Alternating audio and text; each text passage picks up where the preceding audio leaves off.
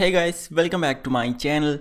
So in this video, I am gonna compare the Samsung's Galaxy A50 and the best Galaxy A series model from the last year, the A9 2018.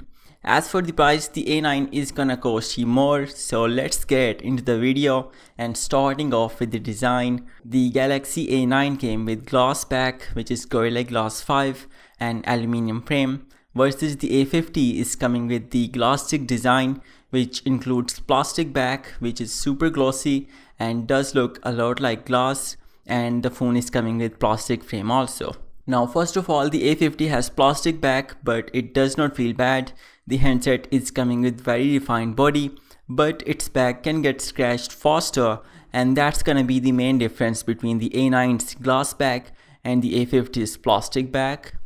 The display is gonna be 6.4 inches on the A50 versus its 6.3 inches on the A9. So thanks to the notch design of the A50, in spite of its bigger display, it's gonna be smaller in overall size compared to the A9. And as for the weight, the A50 is gonna be lighter as well. As for the bezels, and the side bezels are gonna be the same on both handsets, while the bezel on the bottom side is gonna be slightly more thinner on the A50. The fingerprint scanner is in screen on the A50 versus it's on the back on the A9, and on the A50 it's not gonna be as fast as a traditional scanner which we are gonna have on the A9, while both handsets are gonna have the facial unlock feature. For connectivity, both handsets are coming with USB Type-C port, and the loudspeaker and the headphone jack are gonna be on the bottom side, and at last both are not gonna have any protection against water. These displays are gonna be Super AMOLED on both handsets with resolution of Full HD, so screen sharpness is gonna be good. The display is one of the best features about the Samsung phones, and these two are gonna be no exception. The color reproduction and contrast are gonna be the same on both handsets, and it's gonna be one of the best. Both handsets will support the always-on screensavers, and as for the protection of these screens, both are gonna be protected by Gorilla Glass. As for the performance, it's gonna be the Exynos 9610 on the A50 versus Snapdragon 660 on the A9. The CPUs and their clock speeds are the same on these, and the performance is also gonna be the same, while in terms of the GPU, the A9 score is significantly lower in the Antutu benchmark, but both handsets runs PUBG at high settings.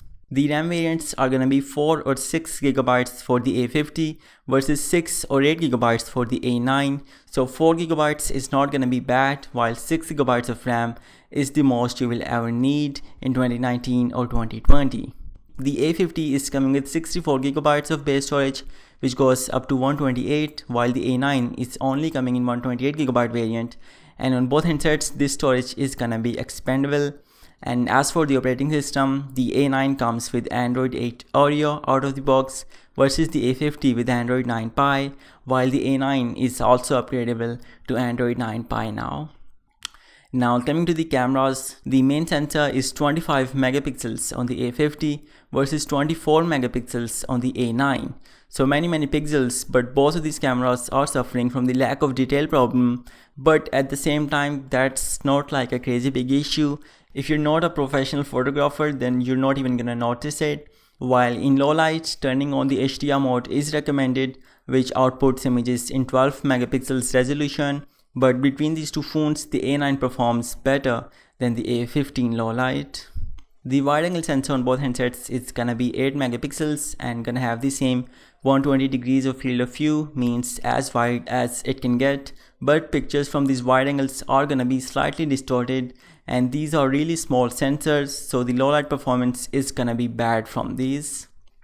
The one extra sensor on the A9 is gonna be 10 megapixels, and it's gonna have 2 times optical zoom, and at last the last sensor on both handsets is gonna be a depth sensor for better edge detection in portraits. The Galaxy A9 is gonna capture 4K videos at 30 FPS versus the A50 can do 1080p at 30. No optical stabilization on both of these, but electronic stabilization is gonna be there on the A50, while on the A9 4K recording is not stabilized, but 1080p recording does have stabilization. And on the A9 we can also capture 1080p at 60 fps, which is great because people prefer 1080p at 60 more than 4K at 30. And at last, on the A50, not from the main camera app but from a third-party application, we can record 4K videos at 30 fps. So in the future we could see 4K option in the main camera app. And as for slow motion recording, both can record 240 fps videos, which are gonna be 8 times slower in 720p resolution. Now the front camera is again 25 megapixels on the A50 versus 24 on the A9, and unlike the back ones, they don't have so many issues. The high detail is gonna be there on both, and turn on the HDR mode in difficult lighting, and on both we can take portrait selfies. At last, for the battery, and both are coming with very large cells. It's 4000 mAh capacity on the A50 versus 3800 mAh on the A9. So both should last you a full day with heavy usage. But as for which one is gonna give you more screen on time, then it's gonna be the A50, and it's ahead by 15 to 20%, which is huge. And at last, for the fast charging, both are gonna take 1 hour and 50 minutes to fully recharge. So this is it for this video, guys. Let me know what do you guys think about both handsets, and if you found this video interesting, then be sure to like it, and I will see you guys in my next video. Peace out.